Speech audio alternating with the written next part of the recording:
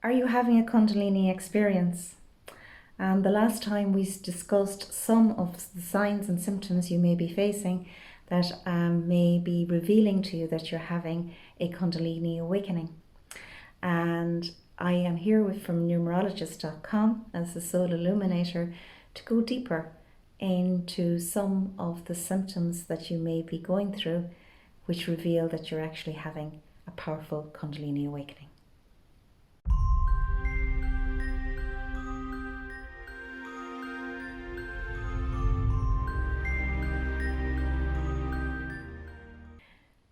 When we're having a Kundalini awakening, we may feel very strange vibrations going through our body. We may feel a feeling of being at one with the universe. This is when our four bodies, our mental, our spiritual, our emotional, and our physical body are all merging as one. And we can feel that we have a deep connection with Mother Earth. We can stand at the sea and actually feel the vibration of the sea being at one with our vibration. We can feel the vibration of plants. We can feel the vibration of the mountains, of the forests. It's like we're at one with the ions of nature, and they're at one with the cells of our body. So that feeling of oneness and that feeling of being part of the universe becomes something that is very, very real to us. And we can sense that in our body in a very, very deep way. Another sign that we are having a Kundalini awakening happens when we start to feel this intense need to be alone, to shut the door on life, and to actually spend more time in our own company, silently, quietly, alone with our thoughts, and actually on an inward journey. So things that used to really hold us, like the external world, the world of materialism, fashion, things like that, are no longer the things that actually grab us. We are actually looking for things that have a deeper meaning, a deeper net resonance within us, and we crave being alone. And it has been described to me as a channel as a time when the soul is actually in slumber, and where the soul is actually in need of time for the mind to process your own energetic frequency, and to become aligned to how you are, how you feel, how you think, and how it is for you before you're ready to go back out to the outside world. This can make people feel quite depressed, odd, lonely, weird.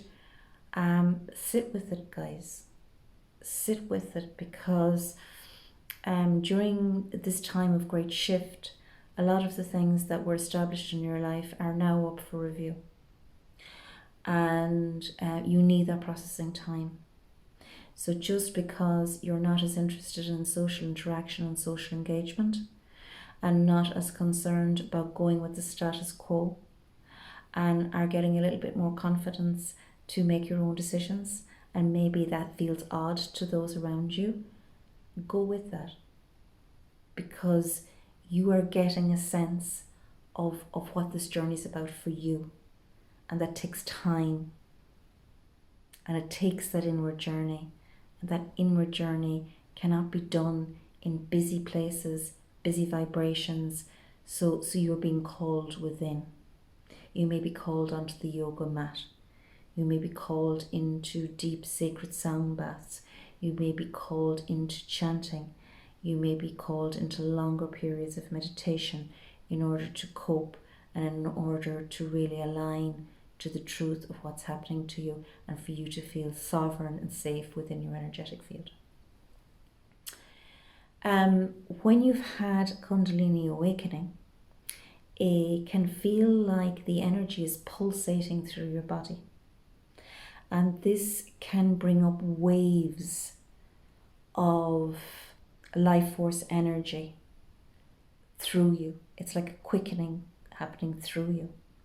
Many describe it as being like an orgasm, where the body just is in its own elixir of ecstasy, and it happens for no particular reason. It doesn't need an external stimuli or another person. This is an internal feeling of all being okay with the world, an internal combustion of energy and release of energy that comes from the actual energy floating up the spinal column, because the Kundalini energy is stored in the psoas muscle, and it comes from the backbone, and it weaves its way around all of the 7 chakras until it comes to the back of the neck and right up, and the energy then infuses into the crown chakra. So this is a spiral of energy, and we are constantly evolving and growing, and we're constantly having that feeling of our energy becoming our currency, our energy becoming so important, and our knowledge of being linked to something greater. And when we feel that feeling of that Kundalini release, it's actually something you don't forget. It's quite a unique experience, and from my point of view, it takes your breath away. It's not something you forget, and it can happen over and over. It can happen as an involuntary release, and it is just that feeling of an euphoric outpouring of your energy, because you are completely aligned with the essence of you. It's very, very beautiful. The Kundalini energy can come into your life and make you feel at one with your I am presence. So our I am presence is like a light force that shines from our oversoul right through our 12 chakras and right into the soul star, where Lady Gaia holds that energetic life force within the ley lines, within the elemental community, within the nature's reserve of life force energy. And that ground underneath our feet is so important to take off your shoes and walk on that ground, because that ground has so many electrons available to us to actually charge up our bodies. So our bodies are charged with energy, and up outside the atmosphere comes the positive charge, and that charge needs to be grounded in, and there's a negative charge in the electrons in Mother Earth. So when we actually spend the time in meditation and grounding, we actually begin to charge ourselves into a balanced state of positive and negative energy, so that we are fully aligned with the energy that flows through us. That's the same energy that goes through the cells of our body, because they have a positive and negative charge.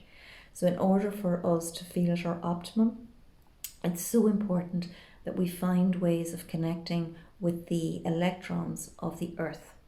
And the saddest part really we've had since the 60s and the making of the synthetic soul is most of us go around wearing runners, wearing synthetic soles.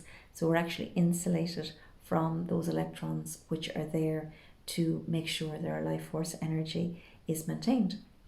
So it is so important that we go back to being able to walk on the beach, walk on the grass, walk on the earth, walk in bare feet, and have our children walk in bare feet for as long as possible, so that we are connected to that negative charge, which is there to balance out the positive charge, the negative charge, and to keep us sovereign, balanced, and in a state of grace, where we are equipped and ready to feel the support of the universe around us. So if you're in the middle of a Kundalini awakening, it is vitally important that you find ways of grounding your breath in, keeping your legs fully grounded, doing grounding exercises, and finding ways of being supported by Mother Earth in what you're going through. It's a fascinating subject. It's one I live every day, talking to different people about what's going on for them. And it can be such a lonely road, and I think this is why I do this work, is because people need to feel like they're not going mad. They need somebody to hold and support them in their journey, and that's something that I offer as a spiritual mentor. So please reach out if that feels right. But you need to find ways of educating yourself about what this awakening is all about, because we are at an age at the moment where that spiritual consciousness and the waves of the light codes that are coming into our body are coming in more rapidly all the time, and they're coming in with greater intensity, and I feel like we're being flooded but with these incredible light codes, and if we're not actually knowledgeable about what's going on for ourselves and the Kundalini awakening that is coming through for us, this can feel challenging, or we can feel like we need to shut things down, which are really for our highest good. And once, I believe knowledge is power, and I believe that it's important to understand the wisdoms as well as we can. So talk to tribal friends who can understand you, to people where it's safe to share the signs that are happening for you, the symptoms that are happening for you, and to develop that feeling inside that you are able to cope with what's going on. Because what's going on within you is you're actually getting stronger, and you're now able to even hold more light.